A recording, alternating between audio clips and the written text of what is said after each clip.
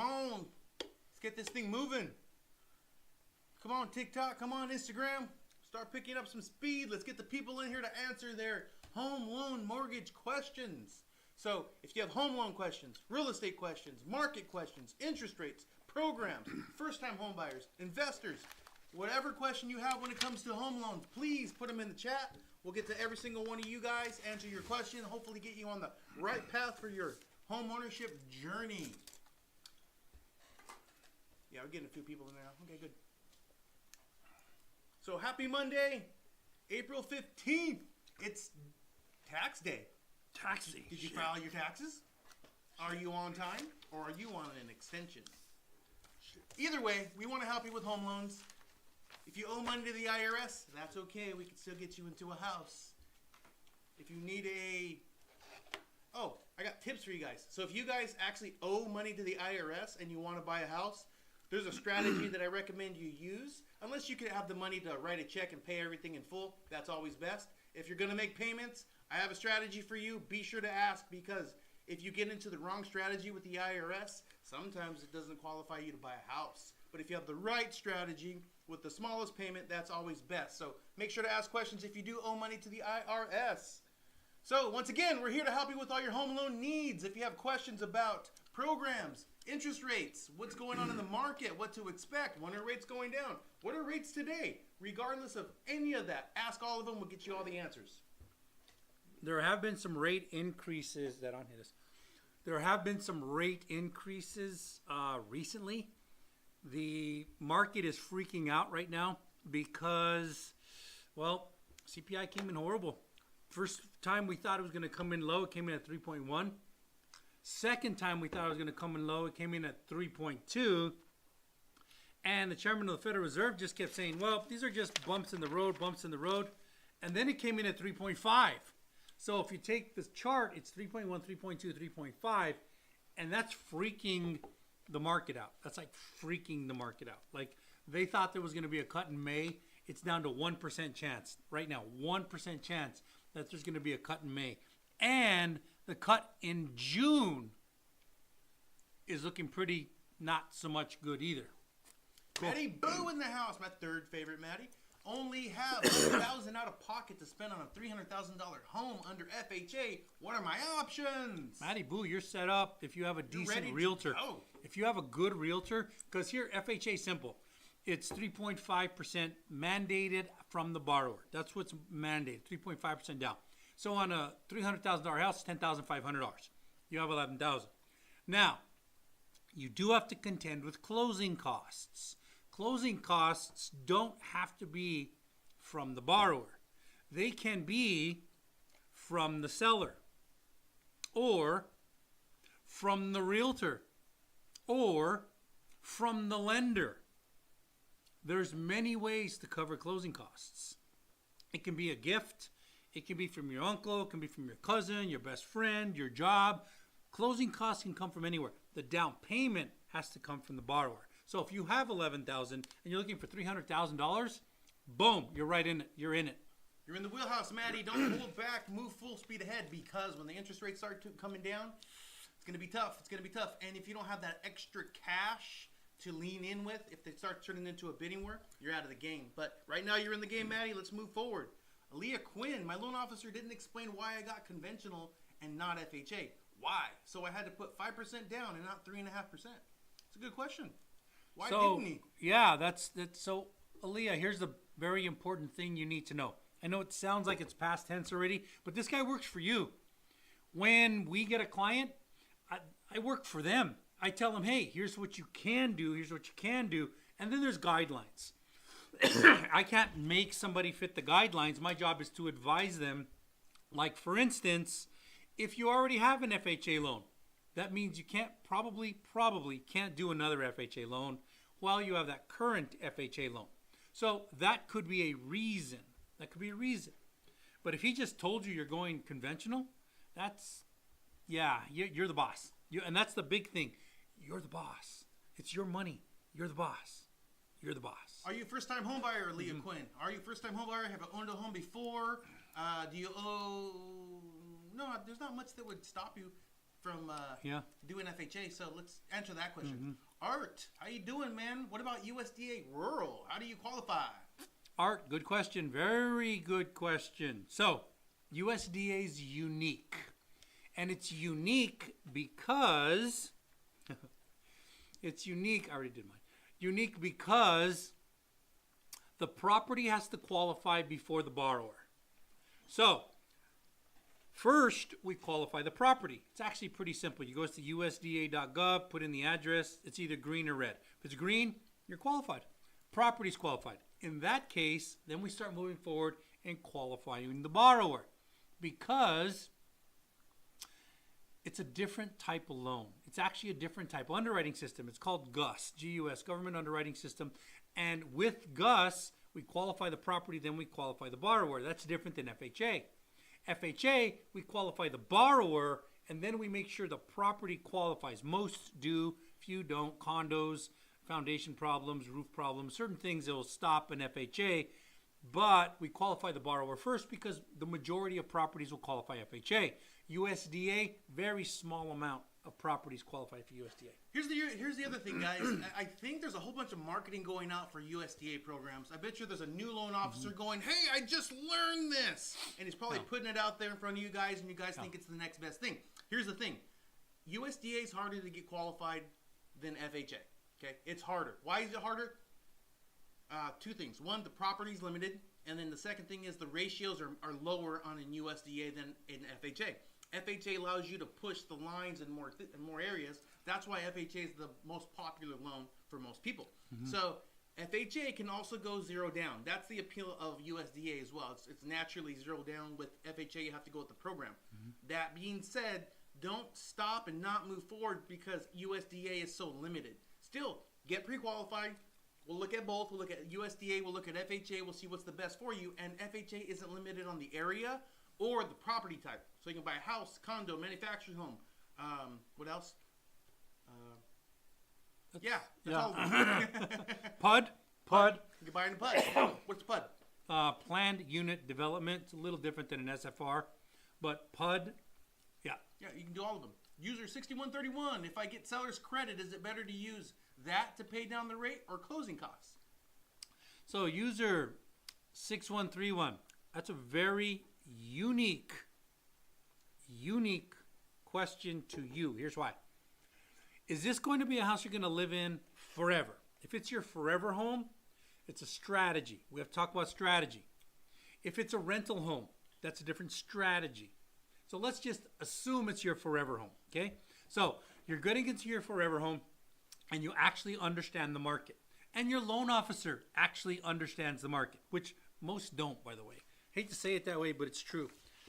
So let's say you actually understand the market and you're buying today.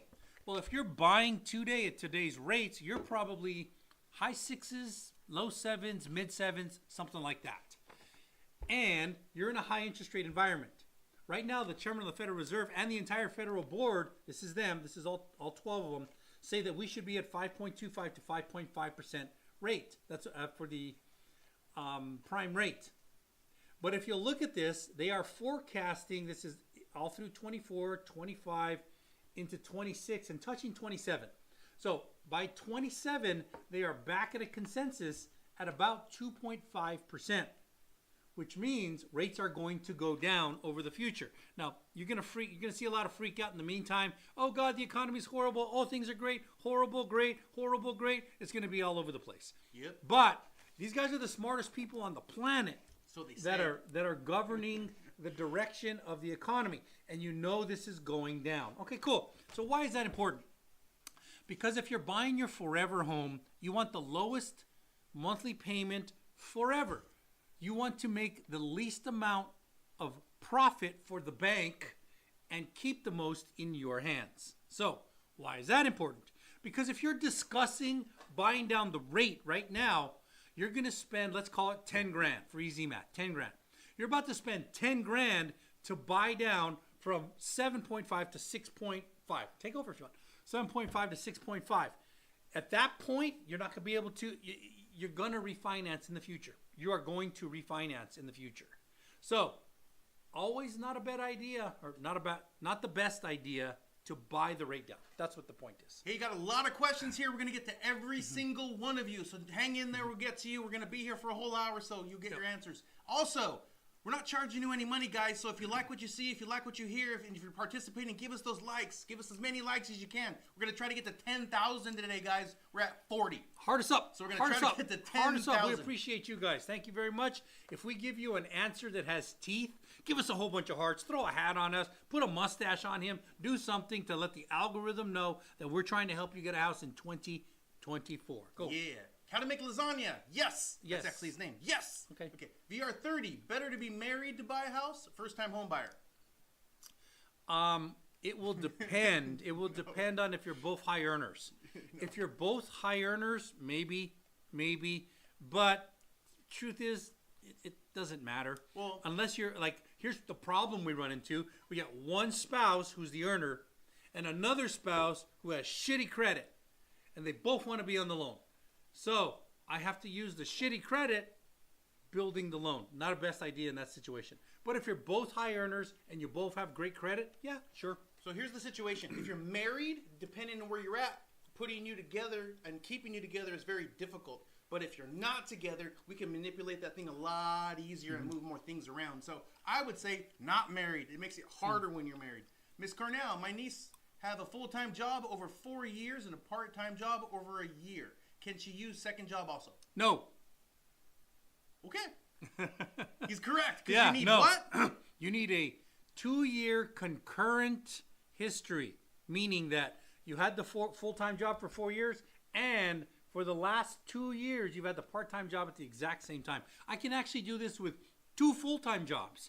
I put a nurse in a house not that long ago, and full-time job, both I could prove that you were doing full-time job at both for over 2 years, and boom, we're in. Guess who's back? Who's back? Andy the Goat. Andy the Goat in the house. He comes in with, it's gonna be interesting. Wow. We're gonna be interesting. I like Andy the Goat. Aaliyah Quinn back. First-time home buyer. Yes, then why didn't he show you FHA? I don't know. Yeah. Here's my guess. This is my guess, because he knows conventional. And that's it. Maybe. Or he's comfortable with conventional. Yeah, or maybe the house didn't qualify FHA. Is there a house? Yeah, there's a lot of reasons. Is there a house? It sounds like she's already in. It doesn't sound like it sounds like she's already bought the house. Okay.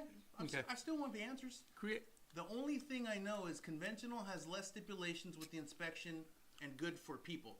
That is correct. With higher credit scores, but that's all I know, unfortunately. That's both correct. Yeah, if you have a higher credit score, and I mean higher, like 780 to 800 in that range, conventional usually is a better loan. It's usually a better loan, unless you're pushing the DTI to the max, in which case FHA lets you go a little bit further. Yeah, but here's what I like about FHA. You're right. They are tougher on the inspection. So when you do get that house, you have more things repaired. You have less health and hazard issues, which is better for you and your family. So is conventional better? Adrian Gonzalez, I'm having a hard time trying to find an agent who's knowledgeable enough to assume loans for me. To assume loans for you. Assume. Well, first off, you don't use an agent to assume loans. Correct. The bank assumes loans. So, yeah, that's probably. You are going to have a hard time. Yeah, you're going to have a hard time. That's like, hey, I'm having a hard time finding a doctor that will pull my tooth. Kind of. Yeah. Or I'm having a hard time finding a dentist that will. Finding someone that'll clean my house for free. All right, fair enough. Cool. Anyway. Andrea Montanez, I'm in Jersey, guys. Can I still contact you? I'm new to all this. Yes, Andrea. If you need a badass loan, call Badass Loan Officer. You can reach your badass loan officer, Chris and Lee, at New American Funding by calling the number on your screen. You should screenshot it because it's going to disappear in 5, 4, 3, 2, 1. Thank you for all the hearts, whoever's giving us that. We appreciate you very, very much. Thank you for the stuff on Instagram. We are on Facebook and on YouTube, and we are here for you guys. Yeah. Celso Luna in the house. Celso Luna. Everyone need to listen to these two fantastic guys and get them on your team, and they will get you a house. Appreciate you, Celso Luna. We appreciate the love, man. We appreciate it very much. Benny, duplex. Yes, duplex. You can do a new duplex with an FHA, with a Fannie Mae, with a Freddie Mac, with a VA loan. USDA, not so sure. Depends. Yeah, it's weird on USDA. I don't know either. Yeah. Ellie, is a FICO score of 586 approvable? Ellie, the answer real simple. Yes. FHA minimum FICO score 580, but I'm going to throw a little wrench in the monkey work here. Here's the wrench. Here's the wrench. If you have a 586 FICO, something is causing that. And I have a lot of people that they'll call me and they're like, "Hey, I got a 586 FICO, cool. And let me pull your credit." And they'll say, "Okay, cool. Can I get a house now?" And I'll look at their credit and it'll say, in the last 30 days, you have 4 delinquents, 30-day lates. So you have to look at this from a logical perspective. Somebody lent you money and you're not paying them back on time, but you want somebody else to lend you money that can see you're not paying them back on time. Would you? Probably not. So if the 586 is because it's something that you did, I don't know, 2 years ago, 3 years ago, and you just haven't cleaned it all up, then maybe there's a good shot. But if I pull your credit and I find 6 90-day lates or 6 30-day lates, you're probably not going to get anywhere. No bank in the world wants to go, "Hey, you defaulted on that guy, that guy, that guy, and that guy. Let me lend you $500,000. No bank wants to do that. Makes sense. Yeah. Also, guys, so 586 meets the guideline. So they say 580 or better, okay? Just because you meet guideline doesn't guarantee approval. It means you're allowed a ticket into the dance. Now, can you dance is the question. So 586, you're invited. That was a pretty picture, man. It worked out all weekend. Benny, Ellie, Leah, Candy, thank you for the love. Bombshell, thank you for the love. Andrea's back. I'm in Jersey, guys. Yep, we already answered this one. Yeah, we're here. We're in all 50 states. All 50. How many 50? Here's a trick question. How many states are there in the United States? I'll give you a hint. We do business in all 50. Yes. We need to cut California in half. Yep. Also, if you guys are ready to get started and you don't need to talk to us, go to the link in our bio, click on apply for a home loan now and get the process started right now, literally. Right now. Candy, is it bad if I just got a car a year ago, still paying it, but I want to buy a house this year? Not at all, Candy. As long as you've been making your payments on time, we factor in the monthly payment, and that's what your buying ability is. KK in the house. What's up, KK? Great to see you. You've been with us for like years. Day one. Yeah, I think day one. What do we call her? She's our ambassador. She's our ambassador. Yeah. Well. Andy the Goat's in the house. Andy the Goat. He's got that. It's good to see you, man. Joker type vibe. I know. Wow. Riddle me this, riddle me that. Jazz, can you get a fixed rate equity from a property on your currently renting? So this is an investment property. Jazz owns an investment property. Okay, so you own an investment property. Can you get a fixed rate equity? Fixed rate equity from a property you are currently renting? Maybe. The answer is maybe. It has to do with loan to value, debt to income, reserves, and a few other things. But is it impossible? Not impossible. Is it difficult? Kind of difficult. And the reason is because, especially in this environment, there's a whole camp of people that think the real estate market is going to crash. It's not. I could be wrong, but I'm usually not. And to go to Series 7, let your partner get a word in. All right, done. Go ahead. All right, words. You got to let him. Dude, Andy the Goat, see, we're here for you too. Okay, where are we at? How to get a shorter loan age? Sweet Valencita. I don't know. How to get a shorter loan age? I think like real simple, Sweet Valencita. Very simple. Instead of 30 years, you just say, "Hey, can you make it a 15-year?" Done. Or pay more to your principal and pay it off faster. Yeah. So what's your situation, If you say 10-year, done. Yeah. How much do you owe, Sweet? What's your mortgage payment? Yep. Aaliyah Quinn, thanks, guys. That makes sense. I'm in underwriting right now to close on my May 1st. Was just curious. All right, cool. We're here for you, Aaliyah Quinn. Yeah, we're here for you. Candy, how you doing? Thank you for the love. 9 roses from Candy. Thank you, Candy. That sounds like times a company. 9. Times 9. Yeah. Sounds like a company. 9 roses. Times 9. Ryan, thank you for the love. Felicia, thank you for the love. Nomad, Chris, thank you for the love. Back to Andrea. What would be my process? I have a 670 credit score. I don't make much, 12,000. Could my mom co-sign? And got first time, even though she owns a house. My fiance live with me, but doesn't have Social Security. Makes 50 G's. Oh, that's a lot, man. That's a lot to unpack right there. So I'm going to go one by one, piece by piece. All loans are based off of income, debt to income. So you have to have income. It has to, very simply, the numbers have to say you can pay back this loan. So when you say you don't have a lot of money, that doesn't mean you won't get qualified. It means you qualified for less. That's all. So it boils down to how much income. So you say your mom can co-sign, that's great, but it's going to boil down to her income. And then when you say your fiance can get involved with you, doesn't have a Social Security, that changes entire game. Because, well, there are I-10 loans out there and there are 4 national loans out there, okay? So I-10 is exactly what it is. It's I-10. Cool, you don't have a Social Security number, but you do have an I-10. Well, let's say you don't even have a Social Security number or an I-10, but you're a foreign national. Well, if you have the right visa with a foreign national, I can get you a loan. Now, here's the catch. For your regular FHA, VA, Fannie Mae, Freddie Mac, the underwriting is relatively simple. 3.5% down or 5% down. But the minute you flip it to I-10, 20% down. 20% down and much tighter underwriting. Much tighter. So you're either going I-10 or you're not going I-10.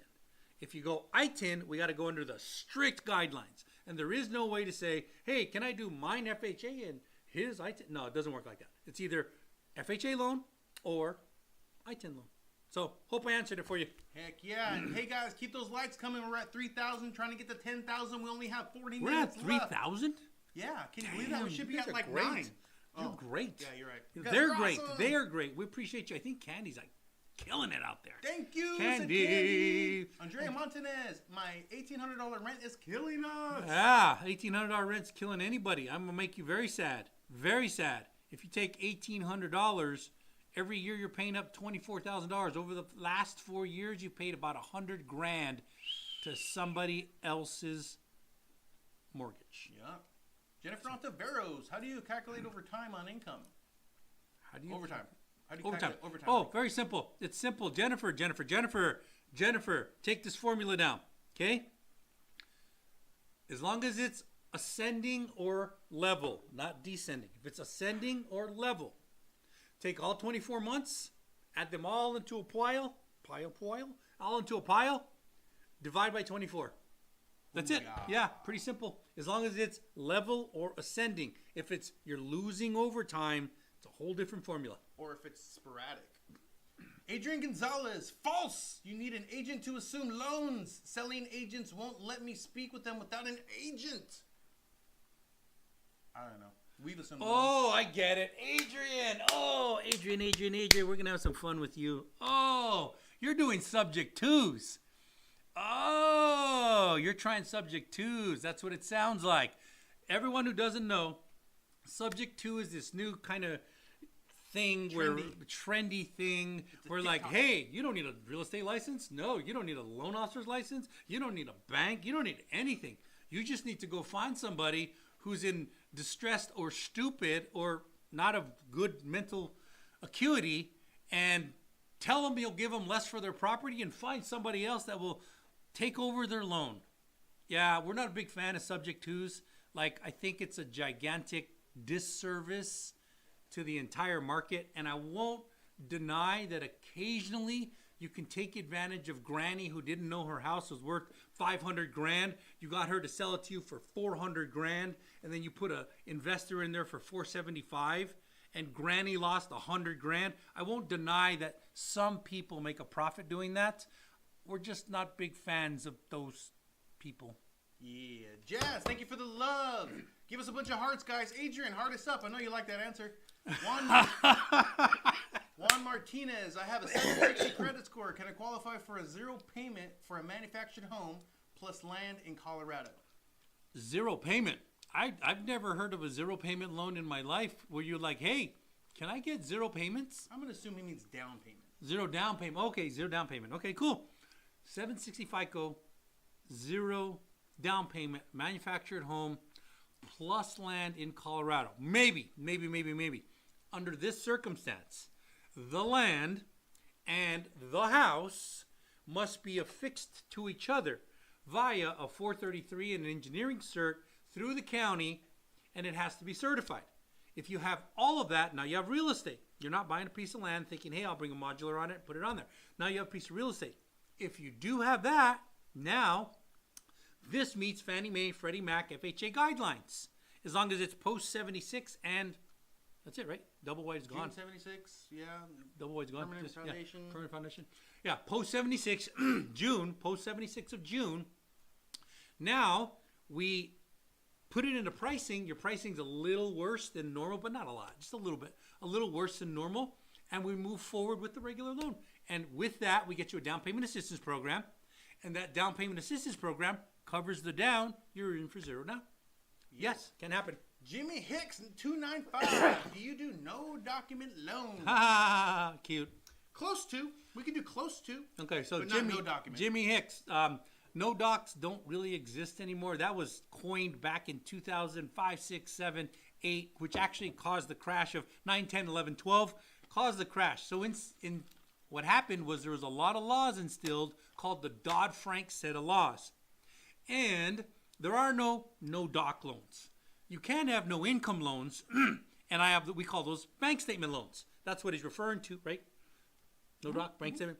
So that's one of them. You don't have to say, hey, here's my tax returns. You can say, here's my $100,000 a month bank statement. Every month, $100,000 goes into the bank. Every month. I say, hey, cool, show me 24 months of that. Once you show me 24 months of that, I can do that. But technically, you've supplied documents. So, the no-doc loans don't really exist. Decent, right? Yeah. But little doc, I mean, there's different ways that we can There's go. different ways to do it. Yeah, But there's also going to be a significant down payment. So the problem that we ran into back in the day was, I don't want to give you any data or a down payment. They're doing 80-20s, financing 100%. Yep. Today, if you want to give a little data, you got to put 20% down. Yep. So that whole situation from back in the day doesn't really exist anymore. It's just one of those things that you're going to have to deal with if you want to go that route, okay? Got to find out where we're at, guys. There's a whole lot a bunch of questions. We in. appreciate you on Facebook, Instagram, TikTok, and YouTube. By the way, if we ever get slapped on one of these platforms, you can see us on the other platforms. We're live simultaneously on all four, taking questions from all four. That's why we try and keep up with everybody. Adrian's big mad. Adrian mad. That's okay. Mad. I'm good with that. I'm good with mad. I got no problem. I'm okay with that. Sweet, you're back. I have a 30-year. I heard that you can shorten it by 10 years. Actually went through Amanda from your team. All right. We appreciate you. We appreciate you. Amanda's amazing, top producing realtor.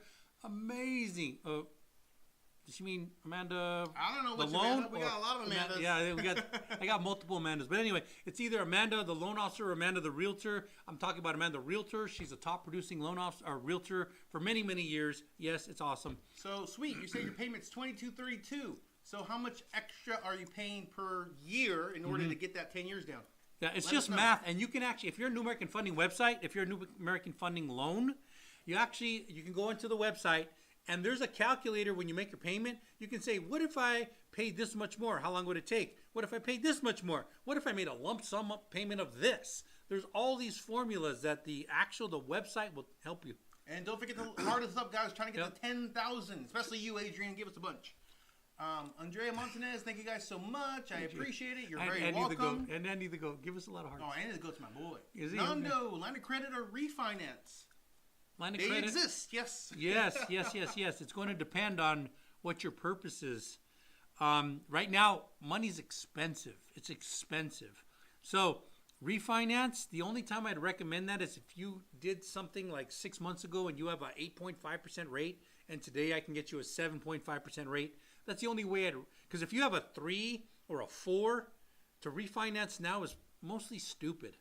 Adrian, not subject to. You guys are not knowledgeable. Oh, you're right, Adrian. We don't know shit. Great comeback. We don't know shit. That good, dude, man. I feel burned. He got you. Yeah, I know. I know. You know what? My NMLS number 944254 might be on the line. How about yours? 1066958. Yeah, I don't think so. Yeah, but you know what, guys? Adrian might have outed us. We're not very knowledgeable. How much does an 830 car payment affect qualification? $830. Yeah. Simple rule of thumb. Double it and reduce that from your income. That's a simple rule of thumb. So $1,700, just take that off your income. That's how much your new qualifying income is. Adrian, you guys don't understand my question. No shit. Okay. Are you guys loan officers or agents? Loan officers. Yeah, what, 944-254? 1066958. Yep. Loan assumptions are probably the best deal you can get at the moment. I'd get information if I was you. Oh, Adrian, I'll educate you guys if you have time. I do. You could. You know what, Adrian? Adrian. I don't. I really would like this because so give you a real quick background. I got my first license in 1992, Series 7. I used to run brokerage firms. I understand this. I got MLS in 2012 when it was mandated. I've been finance for 35 years. I know what Subject 2 is. I also know it's taking advantage of people. But if you can make an honest case right here, I'll listen to you and I'll give you airtime. Okay. Iggy. I have a 620 score and make $45,000 a year and want to buy a 2-family and rent both sides out. Doable? 2-family and rent both sides out. What's the value of the home? Probably not. Here's why. Because if you're going to buy a 2-family and rent both sides out, by definition, that is an investment property. But you're an investment property. Go ahead. Well, if it's $100,000 and he has the down payment. Well, hold on. I'm getting to this. And because it's an investment property, your FICO is going to start at 680. 350. So you're at 620 FICO, which is just barely above primary residence. So under that exact scenario, probably not doable. Probably not. However, there may be, like let's just say you were going to rent out one and live in one. Well, then I would say probably doable. But because you said you're going to rent them both out and your FICO is 620, probably not. Andrea Montanez says, Adrian's TikTok says, don't take anything I post serious. Let's ignore him.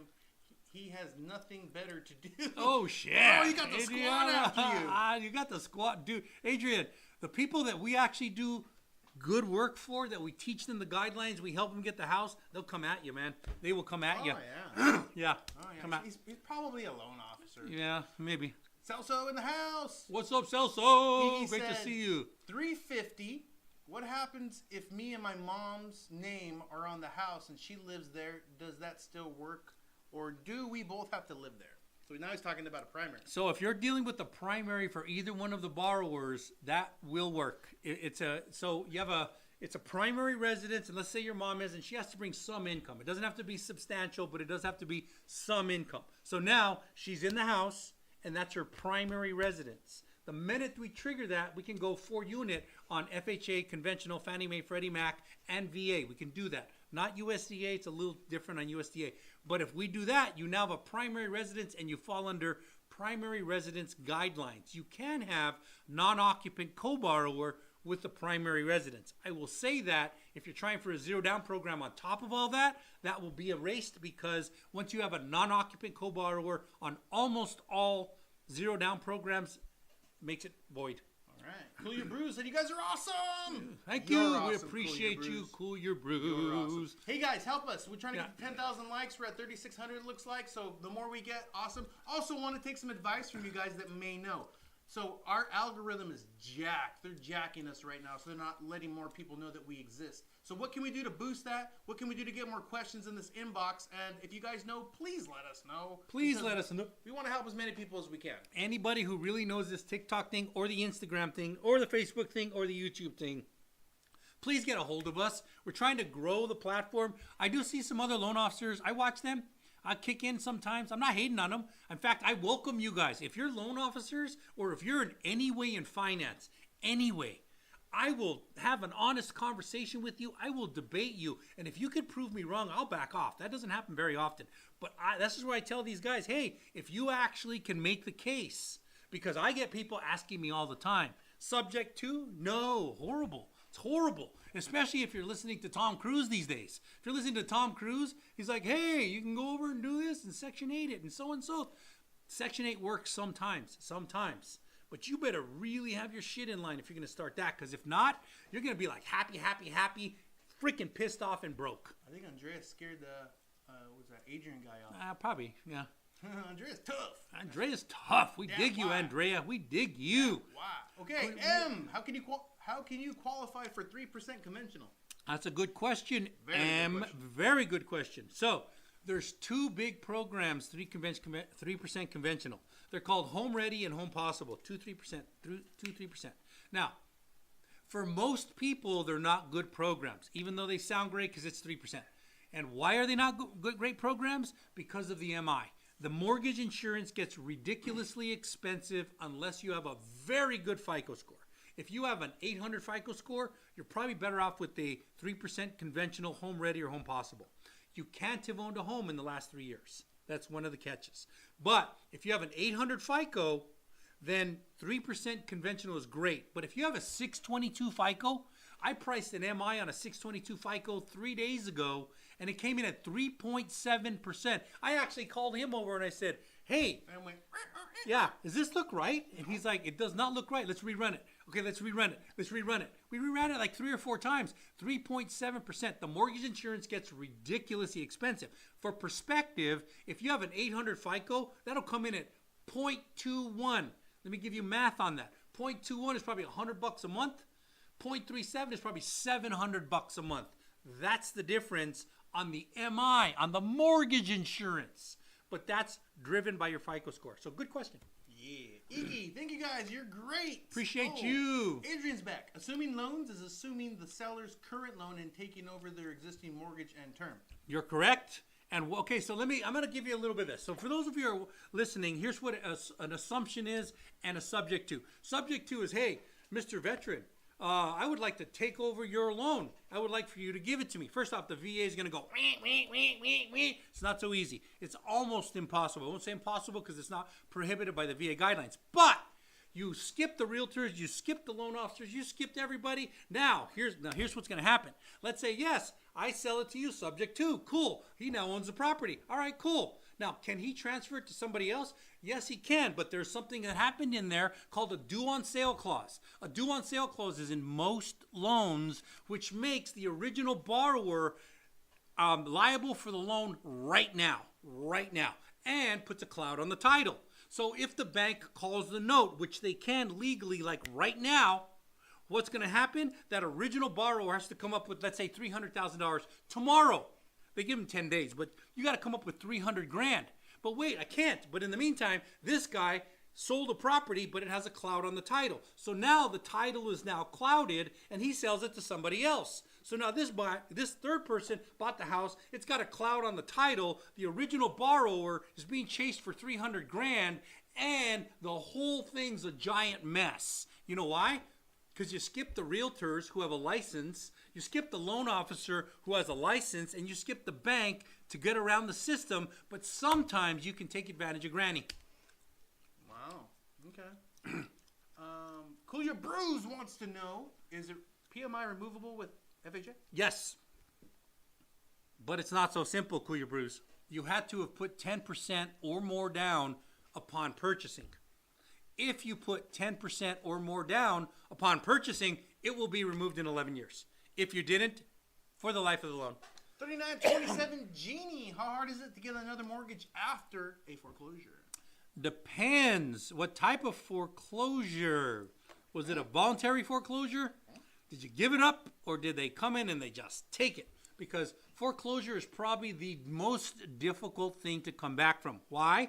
Because a bank said, hey, we're going to lend you $500,000 to get your house, your dream house. Oh, we believe you. We believe you're going to pay us back. Yeah, yep. And you said, hey, I can't pay you this month. That's 1 month. Can't pay you this month. That's 2 months. Can't pay you this month. That's 3 months. Now they file a notice of default. After they file a notice of default, they got to go to court. They got to hire a lawyer. Then the lawyer has to hire the sheriff. And sooner or later, they got to kick you out. That's going to be on your record for 10 years. Now the bank has to go, all right, you want to do it again, huh? Okay. 4 years. 4 years. Foreclosure, 4 years. FHA even, right? 4 years. FHA is 3. 3 years. 3 years for FHA. 7. Oh, shit. I'm thinking bankruptcy. Yeah, right. FHA's 3, bankruptcy 7. And even then, they're going to look at, I've got a lot of people like, because right after you do a BK or a foreclosure, your credit score spikes. But the underwriters really scrutinize. Hey, how come you were late on a credit card payment 3 months ago? Yeah, you paid it. I got it. But why were you late? Are you still irresponsible with debt? So, can you do it? Yes, you can. Should we start to work on it? Yes, we should. But you need to really understand the animal that we're up against. Yeah. Adrian Gonzalez. Sellers have rates in the 2s. Yes, they do. Yes, they do. Not yeah, many, but some of them do. Yeah, absolutely. If you can assume a loan in the 2s, why would I finance one in today's rates? Makes no sense if I have enough cash to cover the difference and take over the mortgage. Does make sense. Yeah, but Adrian, here's the and I'm glad you're asking these because I really do. I approach this from an open mindset. Most banks have a due on sale clause, which means if you assume their loan,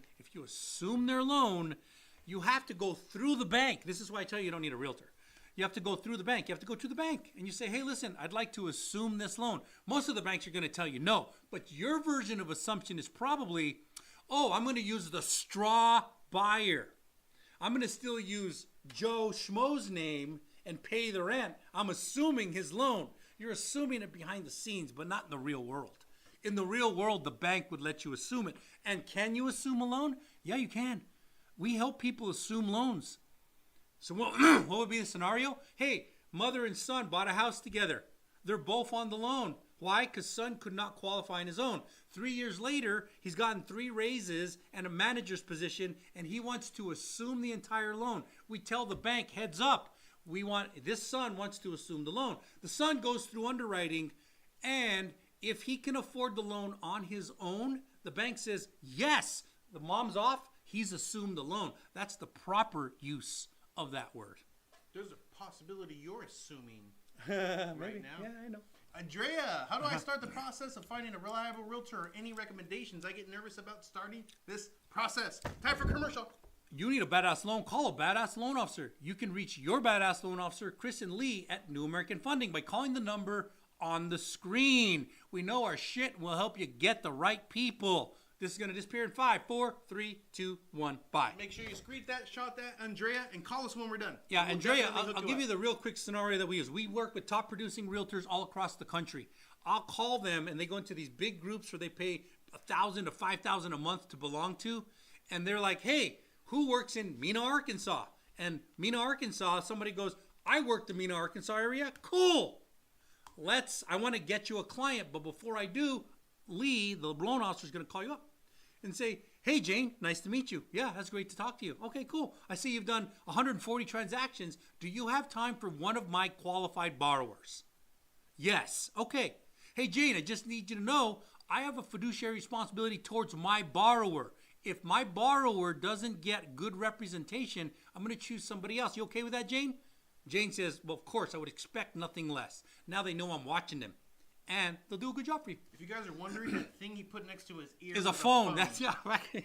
I know this because I read a book about it. Adrian, yeah. I'm a numbers guy. I would love to pull out numbers and prove you it's the best deal. It's a great deal, Adrian. It is a great deal, except it's illegal. Other than that, well, assuming the loan isn't illegal. No, assuming a loan properly is not illegal. Using a straw borrower and taking advantage of somebody because they don't know the due on sale clause without a license, you're passing a whole bunch of lines there. Yeah, Jeannie's foreclosure was voluntary. Oh, voluntary foreclosure, that's a different game. That means if you did a voluntary foreclosure, you're like, hey, Mr. Bank, hey, I know I said I could pay you. I know I did, but I can't. I just can't. I lost my job. I lost whatever.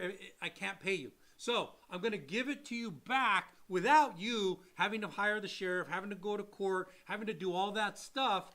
And then it will be reported as voluntary foreclosure, and the underwriter will look at it way different. Dude, Corvette started following us. Oh, Corvette. We love Corvette. Out the gate. Yeah, voluntary. Yep. Adrian, huge difference between a subject to and assumable loans. Sellers get completely out of mortgage. Yes. You're correct. Yes. On the assumption. Yes. Agreed. Yep. Agreed. 100%. Jeannie said they didn't go to court. We turned over the keys. And that's called cash for keys. And that works really well for you. So I would suggest, because you did it correctly, get a hold of us. Because it's 2018, she said. 2018, you're in the right in that wheelhouse. Sweet spot. Yeah. And the people who know this, the loan officers who actually know this, dealt with foreclosures. We dealt with a lot of foreclosures. We dealt with the same scenario 1,000 times. And I know there's a difference between a bank having to legally pry a house away from a borrower with the sheriff. That's different. It costs the bank a lot of money. And it will stay there for 10 years. You can't get rid of it. And there's a difference between, hey, I can't afford this house anymore. Here you go. It's intact. the bank doesn't lose that much money, and they don't hit you that hard, and the underwriters know it. Yeah. All right, guys, we're at 4,100. We need to get to 10,000 likes. If you like what you're hearing, if we're answering your questions, if you just enjoy watching this, please give us as many hearts as you can. We're trying to pump this thing up. Adrian's back. I'm not going to argue or prove you guys wrong. I'm stating facts. I'm cool with you, Adrian. I really am. I actually went down this path. You start with this Tom Cruise guy who's he's very good at selling courses. He's probably very good at Section 8. He probably is. He puts the mansions out in the Lamborghinis, and if you're into that kind of thing and you want to show that, that's cool. So he does this, but if I took apart his business plan and I'm like, Section 8, is that bad? No, it's not bad. Is his advice bad? No, it's not. He'll tell you, vet the hell out of the client. Be sure he tells you some good shit. Like, hey, you don't need a dishwasher in there. You know why? Because it's not mandated. Anything that you have in there that is not mandated can break down and you have to pay for it. So, and he tells you use a property management company. Very smart. So these pieces are very smart. And then he says, you want to know how to do it right? Pay me $5,000. Now, that's where we have the problem. And not that he's even bad that he's selling courses, but I think he's making his money selling courses. I do believe he has Section 8s. I do believe he has a lot of Section 8s. I do believe he's made a lot of money in Section 8s, just like we've made a lot of money in Loan Officer. If all I did was sell a course for $5,000, I'm not really making my fortune off being a loan officer. I'm making my fortune off selling courses. And then put in the complaints. Watch what happens. Yeah, Melly Mao, look at that. Melly Mao's number 2 right now. What's up, Melly Mao? Appreciate you, house. Melly Mao. Is that where it is? Yeah. M in the house. You can come to qualify for a $450,000 home, and what would be the max debts monthly? $450,000. Well, if you're breaking $100,000, right at $100,000, we start talking at that price range. Right at $100,000. $415,000. Your every debt you have is going to reduce that amount. I think when we built this, it was built with 800 to 1,000. So monthly debt. All right, hold on, guys, hang in there. We're trying to get rid of this call or whatever's coming in. Swipe up. Go TikTok. All right, are we here? Are we back? Can you guys hear us? Yeah. Let us know if you can hear us. So lost connection. It's connecting. So let us know when you guys can start hearing us because we don't know. Yeah, we lost it for a little bit. What the hell was that? I don't know. Yeah. So anyway, for a $450,000 house, he's right, $100,000, and it's if you have $800 to $1,000 in monthly revolving debt, you're in the wheelhouse. Anything more than that, it's going to reduce your buying power. Cool your brews. Will assuming a loan change the interest rate to the current rates? No, that's a refinance. If you're assuming a loan that's 3%, you have to have a reason to assume it, and the investor and the servicer, those are two very, very important people in the assumption process. Who is the investor and who is the servicer? Not the bank. The bank is the lender. Those are all different people. So if the investor allows it and the servicer allows it, then you would go through underwriting and you would assume whatever that loan's terms are at. But it's not so simple. It's better for most if you can make it happen.